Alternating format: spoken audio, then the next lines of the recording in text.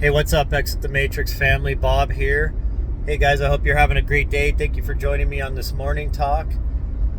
And sorry if I get a little throaty today. I'm still just dealing with phlegm and all that crap. Some crud left over from whatever I caught the other day, and I've got a good immune system, folks. But I think it's just because it hit right when my allergies were hitting, and where I live, it's just, my God, you're just buckets of pollen going in your system every day. So anyways, sort of the little perfect storm with my sinuses. But so I wanted to jump back into the video game theory talk, and this will be the fourth one, and today it's going to be more or less about resets and updates.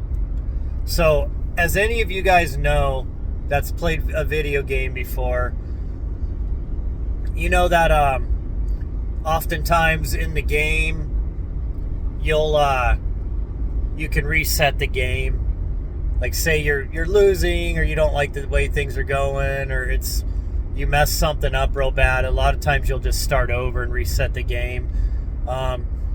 A game I like to play sometimes, because for me it's like just a giant chess game, and it allows me to listen to videos and stuff and multitask essentially, while also kind of sharpening my wit skills and thinking skills and stuff, is Civilization. It's kind of a war strategy / role playing, kind of creative type game, right? But essentially it is just like a multi-layered game of chess when you really break the game down. But when you're starting a new world in Civilization, sometimes you get a bad starting point or whatever, so you can restart the game with the parameters that you set before starting the game, the first game. And if you hit reset, it'll keep those original parameters, but it'll reseed the map. It'll, change the locations of resources, the design of the map, and all these different things. And so it gives you kind of a new look, a new start point, and all kinds of stuff. So a lot of times you'll keep resetting it till you can get a pretty good starting location, with good resources. So anyways, the reason I'm talking about that is because the Earth is set up like a time clock, and the Vedic texts talk about this as being like the Yuga cycles. And the Earth goes through these resets with cataclysms, and it basically resets the board game, so to speak. It wipes out civilizations. It allows the restart of new civilizations from the few survivors that make it through the reset. It's like basically resetting the game and reseeding the game. And what we find with these resets that happen to Earth is that you get a lot of your species get wiped out, but the Earth is always seeded with new species. You ever notice that even when you were in history class, when they're talking about these different ancient times, between the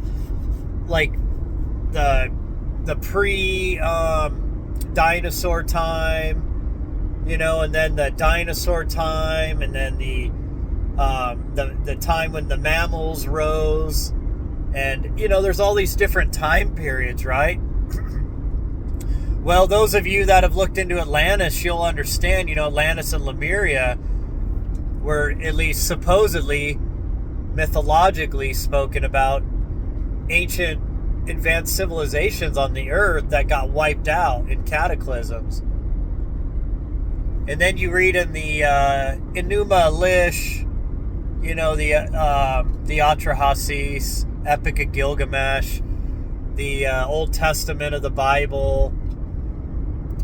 You read about these, this biblical reset, this flood reset, right? And it even talks about how the people that walked the earth were different in the pre-Diluvian times, and then it was changed after, after the flood, right? Like mankind's life was shortened. There were changes to the fauna on the earth. It wiped out the Nephilim, the giants, right? And you see a lot of this in the Vedic text too. And then you see this in the Egyptian text, folks, with the pre-Pharaonic times. Then the Pharaonic times is the children of the gods, the half-human children of the gods took over rulership. And so we see this reset many times. And if any of you guys follow like Graham Hancock's work, what's his name? The gruffy old dude with a beard. I could picture him perfect. He's been on Joe Rogan many times. He actually works some Randall Carlson.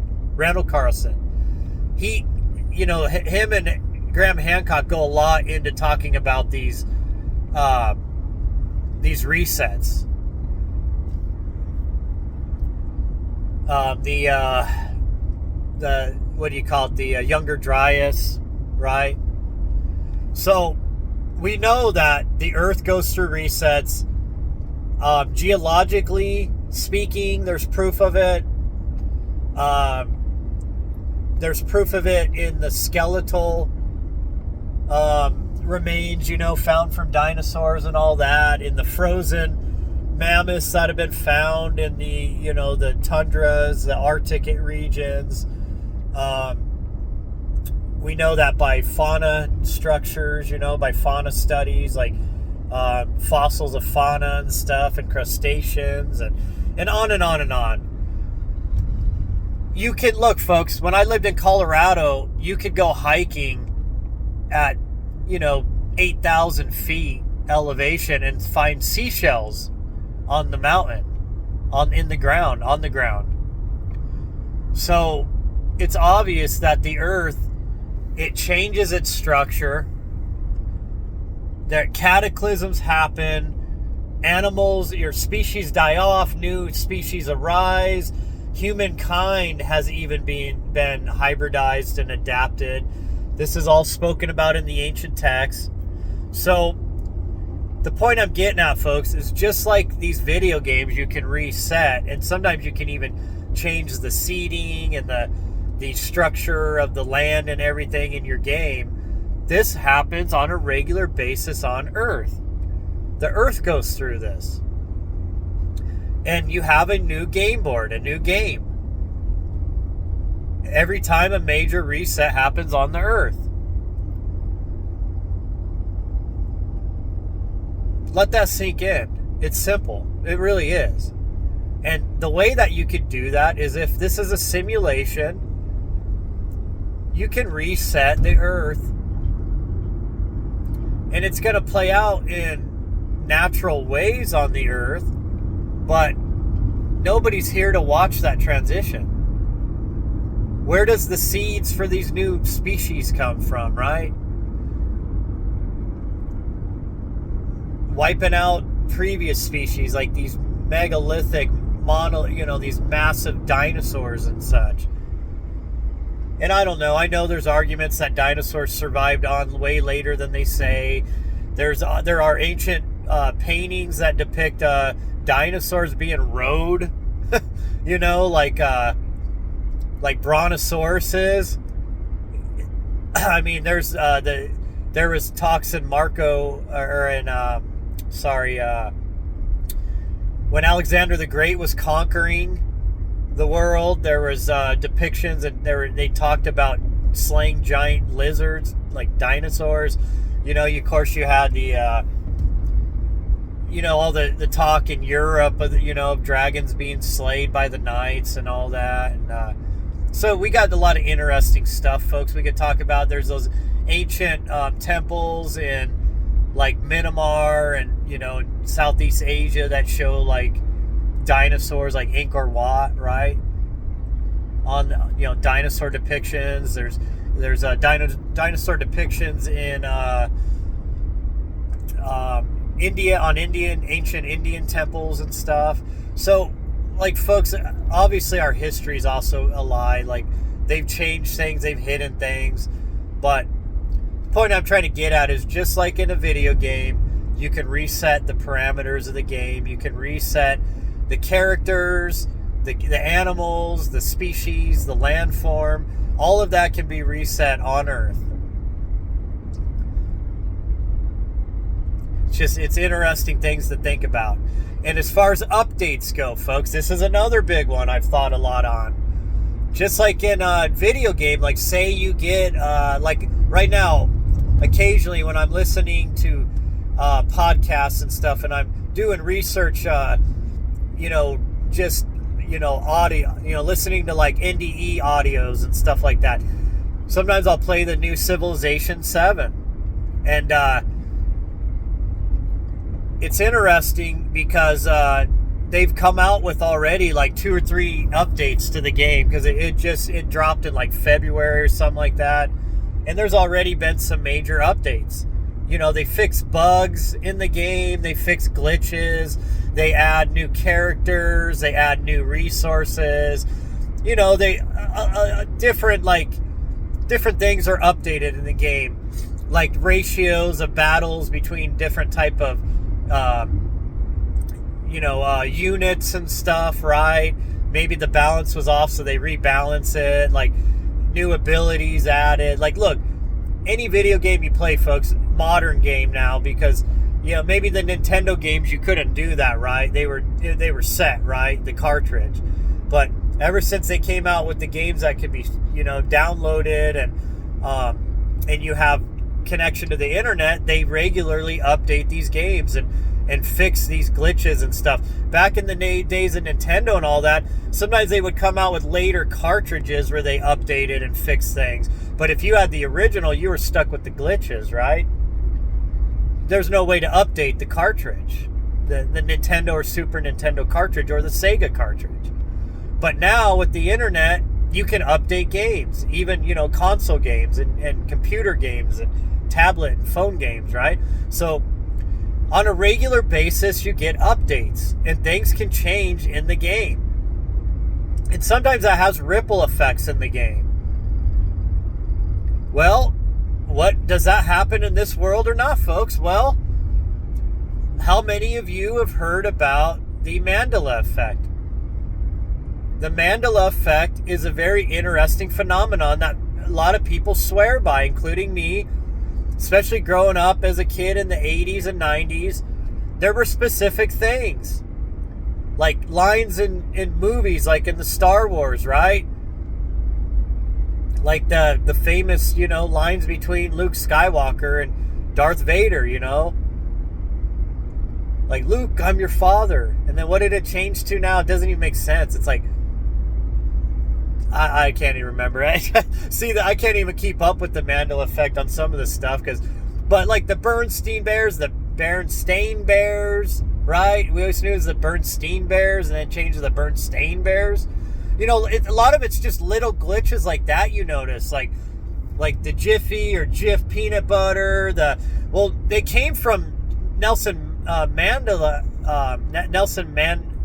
Jeez, I can't even say his damn name right. Nelson Mandela. There you go. Mandela, not Mandela. Mandela. A lot of people believe when he was in prison as a political prisoner that he died in prison. But then in this new world now, or this update, all of a sudden he survived and he even became a president. So so that's kind of where that comes from. But we could go on and on about these Mandela effects, right? Some people think they're tied to CERN. Some people say that when CERN was fired up, or every time they fire up CERN, it causes glitch in the matrix, in the quantum field. And it has ripple effects through our world. And people that were alive for previous times, they remember things differently. But it's like a mass psychosis, though, which is like a large amount of people, like the Ed McMahon, right? Look, I remember as a kid watching commercials all the damn time. It was like on TV every day of Ed McMahon for Publishers Clearinghouse. going to people's homes with giant ass checks and balloons and a camera crew and knocking on the door and, you won the Publishers Clearinghouse sweepstakes. And it's like, now they say he never did that. Then there's the fruit of the loom with, it used to have the cornucopia. Now it's just the fruit. Which, does that even make sense, folks? The one without the fruit or without the cornucopia doesn't even look right. There's a lot of weird stuff, folks. Like, remember Sex in the City? I remember when that first came out when I was like 19 or so. It was like right around the time when The Sopranos first came out. Like late 90s, early 2000s, somewhere around there. And I remember Sex in the City. And then all of a sudden, now it's what? Sex and the City. Like, it doesn't even make sense. Sex and the City? Like, I don't know, folks. It's weird. So what are these little weird glitches that we're all experiencing? Or are we really all like going through some kind of mass psychosis and we just are, being tricked into believing these changes happen? And, or is there some kind of glitches that are happening in the quantum field, which is the matrix? And that those glitches are, some people remember the pre-glitch, right? And then they notice the glitch afterwards. It's really interesting. Anybody, look, if you've never looked into this and you think I'm an idiot, you think this is a big joke, oh yeah, it's been disproven. Folks, a lot of people that think this shit's been disproven, when they actually do the research, they become believers. Because they start running into stuff that they remember different. And like very strongly remember different. And it's weird because a lot of these changes don't even make sense. They don't make sense at all. So look, you can look this up, folks. There's like, people have done like, so many like videos. You can get all these comparisons. Like there's that one movie with Sinbad, right, where he was a genie, and Shazam, I think it was called. And there's been people that have pulled old freaking VHS tapes out that prove that it was a real movie, but yet they tell us the movie never existed. It's weird, folks. It really is. There was the one that involved like Steve Harvey, and I don't know, folks. There's been someone, the actors even say that they said the line differently now than what it says now. So I don't know, folks. Are they just messing with us? And they're trying to change our perception of history and then making us think this is some kind of mass psychosis? What is the point of that, though, right? To go back and change labels and change trademarks and I don't know, like what is the point of doing all that, right? That's the thing that I don't get out of this. That, if it is fake, then why?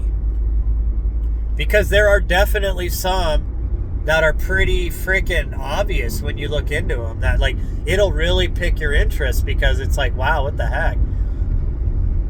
So look, folks, I know all this sounds like sci-fi and weird, geeky, nerdy type stuff, but I'm telling you, we are living in a simulation. It's obvious. It's a simulation that can be updated. It's a simulation that can be reset like a video game.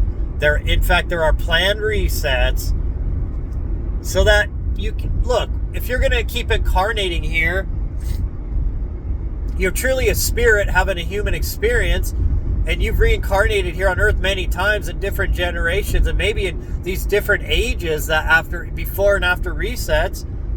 Why, right? The big question would be why? Well, why would be because it's a new game to play. It's a new experience, right? Think about it. If the Earth was always the same and it never changed, and you didn't have cataclysms and resets and new species dying off, new species arriving, new fauna, right? New plants, look, folks, it's quite obvious that This is a type of simulation, and that it's not set in stone. That it's fluid. Now, a lot of people that have NDEs, they would tell you that according to what they're told on the other side, sorry, my voice is starting to get dried out here. They would tell you that we mentally can change this world, that we can manifest, that we directly interface in with the quantum field. And when large amounts of humanity are basically thinking or imagining cohesively together, it's very powerful, the manifestation that can happen with the quantum field. That's why this Great Awakening is such a big deal. Because for us to wake up our brothers and sisters, you got to get, you got to work with the compound effect. You got to get, it starts out with a few brave people that speak out and are putting the truth out there. But then after a while, more and more people start joining. And then it becomes a flood of awakening where just everybody it starts awakening. And then once the proof is put in our faces, once the media can no longer control the narrative and our leaders and such, then the full picture starts to really come forward. And that's why it's so major. And then all of a sudden we can manifest a new reality on Earth. See, the world rulers, these evil people, entities, whatever they are, the archons, they've been using our ignorance. They've been dumbing us down. They've been lying to us. They've been doing all these things to get us to collectively manifest their desires and their aims. So we've got to turn that around so that we're manifesting the positive future for humanity. We are taking the power out of their hands. We're taking our power back. And that's essentially the key to this. Hey, sorry folks, we have a big light back here by my work. It's out right now. Typically it's lit up here. That's why lately when I pull up to work, it's been dark still. I know usually a lot of you are used to, you can finally see my face when I park, right? Well, I don't know when they're going to replace that light, but anyways, so I hope I've given you guys some stuff to think about. This is the 4th installment of Video Game Theory. I told you guys, look, you can't do this in one video. This is going to be a multi-part series. We did kind of the introduction video. We did the video on NPCs. What was the second one on? The avatars, or was it? Anyways. Sorry, it's still early. The coffee hasn't kicked in completely. But anyways, this is the 4th part. We're building the picture here, folks. Okay, look. Now, you could say we're talking about simulation theory. And yes, simulation theory and video game theory are essentially one and the same, right? But it is interesting. In fact, I just listened to an NDE account yesterday where this lady literally said, interestingly, because we've been talking about this, she was talking about how on the other side, they say that Earth is like a video game. It's like, and that the body is the headset, okay? And that's what gives us the illusion that this is a real world and that this is a concrete physical reality. It's all part of the illusion. It's the senses build this false illusion. Our senses send these electrical signals to our brain, and our brain builds this picture, this perception of what we think we're experiencing as physical reality. But it's all just electrical signals and energy, folks. And that's all it is. Light, vibration, and electricity, or energy. So it's crazy to think about, folks. And I know we've touched upon, like, if you actually have tried a VR game, right? Like, I put a headset on, how it tricks your brain into, at least for the moment, you think that you're really in that game, right? Physically in it. And of course, they're already working on technologies that are going to bring in the senses of smell and touch and all this other stuff into these newer next generation video game systems. So Look, folks, there is going to be a time, and Elon Musk has talked about this, where video games that we create will be so advanced and so realistic that when you put on the headset or the suit or whatever you need to immerse yourself into the game, you will feel like you are physically in a real game, real world. That's how real it'll be. A matrix within a matrix. And this is what Mark Zuckerberg's talked about. He's been trying to build with his metaverse and all that, right?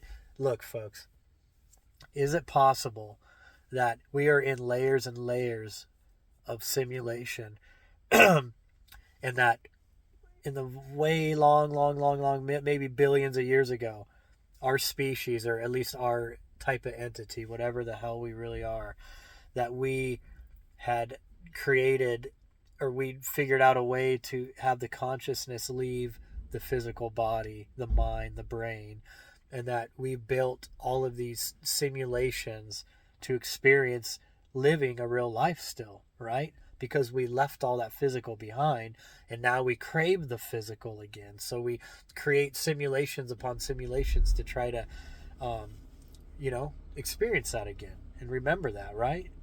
I don't know, folks. I don't know. And maybe what we consider spirit is just, it's always been our consciousness that we're in these layers of simulations. And long ago, we left the physical reality, real physical reality, way behind. I don't know, folks. I don't know. When you start really thinking about this stuff, it freaking just, it'll mess with your mind. Okay. And I'm not trying to scare anybody here. Look, folks, look. If we did achieve that, it's obvious our consciousness lives on, right? Isn't that what these guys always talk about? These technocrats, like that. What's that? Yuval Harari, or whatever, that freaky, creepy right hand man of Klaus Schwab, with the WEF. He's talked about how they want to create these metaverses and stuff so that they can upload their consciousness to live forever. Well, folks, maybe we're already doing that. We've already done that billions of years ago. And here we are to this day, still just playing video games and creating simulations so that it allows our consciousness a place to play. I mean, I don't know. What is really the spirit realm? And even when you listen to these accounts of OBEs and NDEs, even even the spirit realm, it seems so like it's non-physical, but it is physical. It's weird. It's like they say it feels more physical than this realm even, but it's fluid. Everything can change, be instantly manifested, changed instantly. Like you don't communicate through the mouth. You do it through telepathy and feelings, right? People can literally feel what you're thinking and get it's like a data download, folks. And it's interesting how people say when you're out of the body, you get a direct connect into the universe and all, like the Akashic records, whatever you want to call it. And all of a sudden they start getting downloads of all the most insane mathematics and everything. And they do say that the universe is created with mathematics and geometry, sacred geometry. And obviously it's a consciousness that drives it. But I don't know, folks. I tell you, the more you delve into all this, the more questions it just brings up, because I don't know. But anyways, guys, I hope you're enjoying this. If anything, look, it's kind of novelty, right? To think about all this. It's interesting. And we touched on some things today that have been different from the past, and we'll continue on with this. There's more we can talk about this video game theory. I'm guessing it might take one or two more, maybe 1, 2, 3 more episodes to get the full thing completed. But anyways, folks, I'd love to hear your thoughts on that, on the resets, updates in the game, the Matrix, right? The quantum field.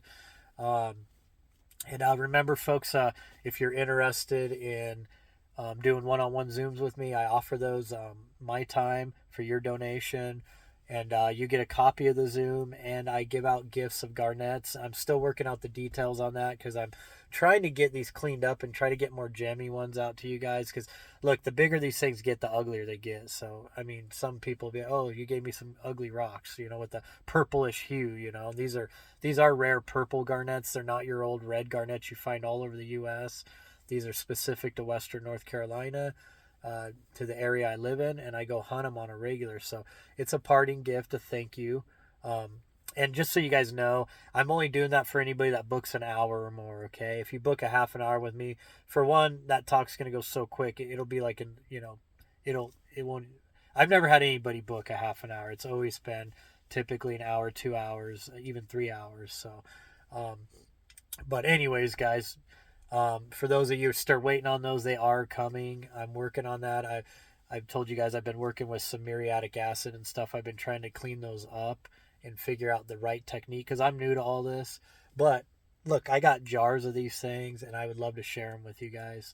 So they're very powerful heart and crown chakra stone gemstones. So, anyways, guys, I got to go to work here, get back to the grind. Unfortunately, right? And I just want you guys to know I appreciate you guys. I love you guys, and I'll talk to you later.